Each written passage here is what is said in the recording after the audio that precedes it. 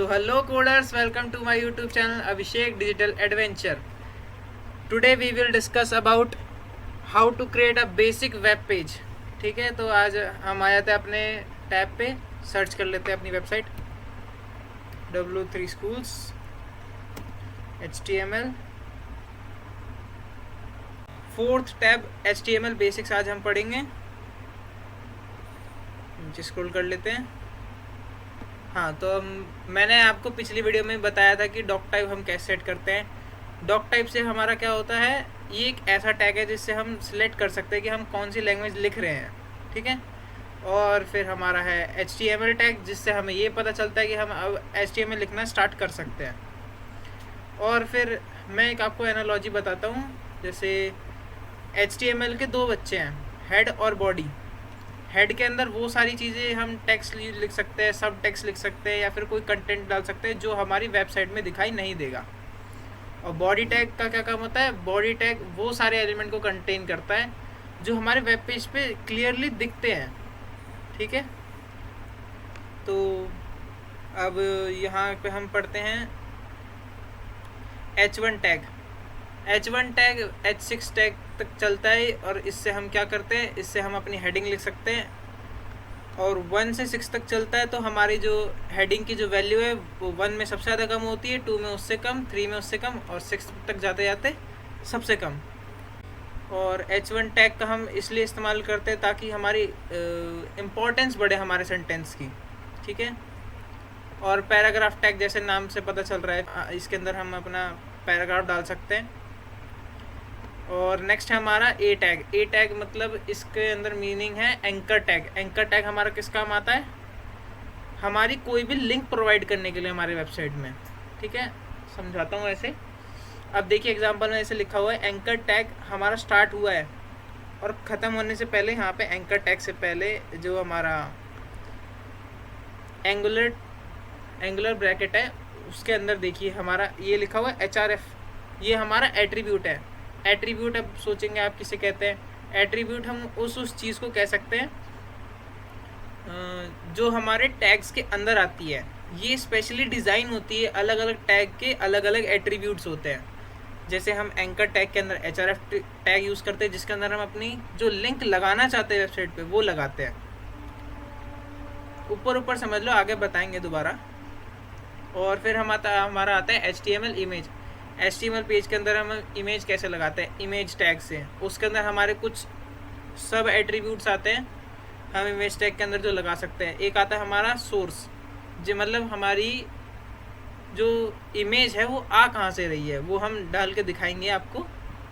फिर आता है हम ऑल टैग। ऑल टैग हमारा क्या करता है, अगर किसी वजह से आपकी इमेज लोड नहीं हो पा रही वेबसाइट में, तो उसके जगह पे आपका वेब ब्राउज़र क्लाइंट को क्या दिखाएगा वो हम यहाँ पे लिख सकते हैं। और फिर हमारा आता है विड्थ और हाइट टैग। ये तो सिंपल सी बात है, हमारी मतलब पिक्चर की हाइट और विड्थ सेट करने के लिए होता है। बहुत सिंपल सी चीज़ है। बस अब हमने इसको पढ़ लिया, अब हम इसको प्रैक्टिकल करके देखेंगे। एक हम बंद कर लेता हूँ, और हमने एक नया फोल्डर बना लिया है, इसको खोल लेते हैं हम अपने विजुअल स्टूडियो कोड में। सो हमारा विजुअल स्टूडियो कोड खुल गया है। देख लीजिए कुछ ऐसा इंटरफेस आएगा आपके, जब आप खोलोगे इसको तो यूज़ टू हो जाओगा। अभी वैसे ये थोड़ा अजीब सा लगेगा, ये पहली बार में कर रहे हो तो अब हमने फोल्डर में ना एक नई फाइल बना लेते हैं, index.html नाम से। अब आप सोचोगे index.html मैंने क्यों नाम रखा। मेन पेज जो बनता है HTML का वो इससे बनता है। ठीक है, अब इसके अंदर डाल लेते हैं एक बॉयलर प्लेट। कैसे डालते हैं, शिफ्ट को दबा कर रखें और 1 टैप करें अपने कीबोर्ड में, उसमें आता है ये लिखा हुआ आ रहा है एमिट एब्रिविएशन। इससे क्या होता है, हमें ये एक बनी बनाई एक सोर्स कोड दे देता है पहले से, जिससे हम अपनी मतलब HTML लिखना चालू कर सकते हैं। ये सब मैंने बता दिया था, डॉक टाइप क्या होता है, HTML क्या होता है, हेड के अंदर क्या क्या चीज़ डालते हैं, बॉडी के अंदर क्या डालते हैं। अब हम अपना जो मैंने आज थ्योरेटिकल जो पढ़ा था हमने W3 स्कूल वेबसाइट पे, उसकी थोड़ी प्रैक्टिस कर लेते हैं। सो मैं डालूँगा अपना H1 टैग। ठीक है, H1 टैग मैंने बताया था जैसे कि हेडिंग डालने के लिए होता है, तो इसका डाल लेते हैं दिस इज़ आवर फर्स्ट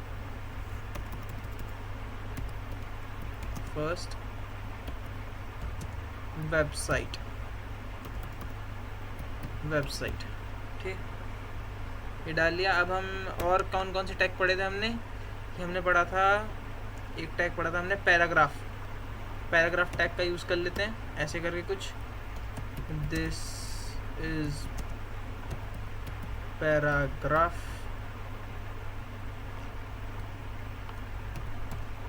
ठीक है। और हमने कौन सा टैग पढ़ा था, पहले इन दोनों को रन करके देख लेते हैं कैसे काम करता है। Ctrl+S दबाइए सेव करने के लिए, और फिर हम खोल लेते हैं, कट कर देते हैं इसको। अब ये जो हमने फाइल बनाई है इसको हम ड्रैग कर लेते हैं किसके अंदर, फायरफॉक्स में, किसी में भी खोल सकते हैं, गूगल क्रोम भी खोल सकते हैं, कोई दिक्कत वाली बात नहीं है। मैं लेकिन फायरफॉक्स चलाता हूँ। index.html, ये हमारा कुछ वेबसाइट दिख रही है, तो कमेंट में लिख दीजिए कॉन्ग्रेचुलेशन, आपकी फ़र्स्ट वेबसाइट बनके रेडी हो चुकी है। पता है थोड़ी सी अजीब लिख रही है, लेकिन आपकी फ़र्स्ट वेबसाइट है, लिख दीजिए कॉन्ग्रेचुलेशंस। अब हम और कुछ सीखेंगे।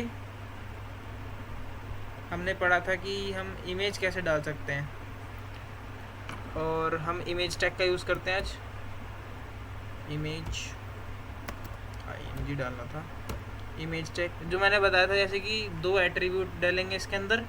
सोर्स एट्रीब्यूट से हम क्या करते हैं, इसके अंदर लिंक प्रोवाइड करते हैं कि हमारी इमेज आएगी कहाँ से।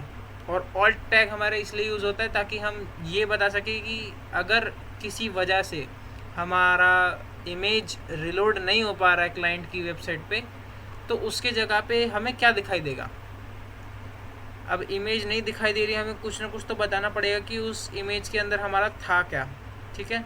तो अभी मैं वीडियो कट कर देता हूँ और एक फ़ोटो ले लेता हूँ अपने फोल्डर के अंदर, ठीक है। सो गाइज, मैंने यहाँ पे रीनेम कर दिया है अपनी फ़ाइल को, एक मैंने इमेज डाल दी है। अब विजुअल स्टूडियो कोड में हम आ जाते हैं वापस, देख लीजिए ये हमारा आ गया है pic.jpg, ठीक है। हम HTML वाले पेज में वापस आ जाते हैं। हम src के अंदर बस उसका नाम डाल देंगे पिक का, बस pic.jpg डाल दिया, हमारा काम हो गया। अब ऑल्ट में डाल देते हैं हम, अगर हमारी वेबसाइट के अंदर ये ना दिखाई दे किसी वजह से, तो उसकी जगह क्या दिखना चाहिए, तो हम डाल देते हैं पिक ऑफ नेचर, डन। अब इसको कर लेते हैं सेव, खोल लेते हैं अपनी वेबसाइट को। ये देखिए हमारी वेबसाइट के अंदर वो फ़ोटो आ गई है, पता है बहुत ज़्यादा बड़ी आ गई है, कोई नहीं, हम इसको भी देख लेंगे आगे जाके। इमेज तो लग गई है। अब हम और एट्रीब्यूट्स पढ़ेंगे जैसे मैंने बताया था आपको। खोल लेते हैं विजुअल स्टूडियो कोड। अब हम इसके अंदर डालेंगे एट्रीब्यूट्स कौन कौन से, एक डाल देते हैं हाइट, हम लिख लेते हैं इसकी हाइट है लेट द से 200 पिक्सल्स। और हम डाल देते हैं एक और टैग डाल देते हैं विड्थ, और इसको भी हम डाल देते हैं 200 पिक्सल। वैसे मैं कोई भी प्रेफर करेगा तो बोलेगा कि या तो आप हाइट डाल दीजिए या फिर विड्थ डाल दीजिए। क्यों? क्योंकि एक डालने से ना हमारा एस्पेक्ट रेशियो बिगड़ता नहीं है। अगर आप दोनों चीज़ डालेंगे तो हो सकता है कि आपकी इमेज खिंच जाए या फैल जाए, तो उससे हमारा मतलब क्लाइंट का ना यूज़र एक्सपीरियंस बेकार हो जाता है। अब इसको चेक कर लेते हैं कैसी दिख रही है हमारी पिक्चर। ये देखिए ऐसी आ गई कुछ। मैंने इसका साइज़ 200 पिक्सल कर दिया है पूरा, लेंथ और विड्थ में, मतलब हाइट और विड्थ में। बस तो आज के लिए इतना ही, मिलते हैं अगली नेक्स्ट वीडियो में। Till then see you, tata bye bye, और don't forget to subscribe our channel. नाम क्या है? Abhishek digital adventure.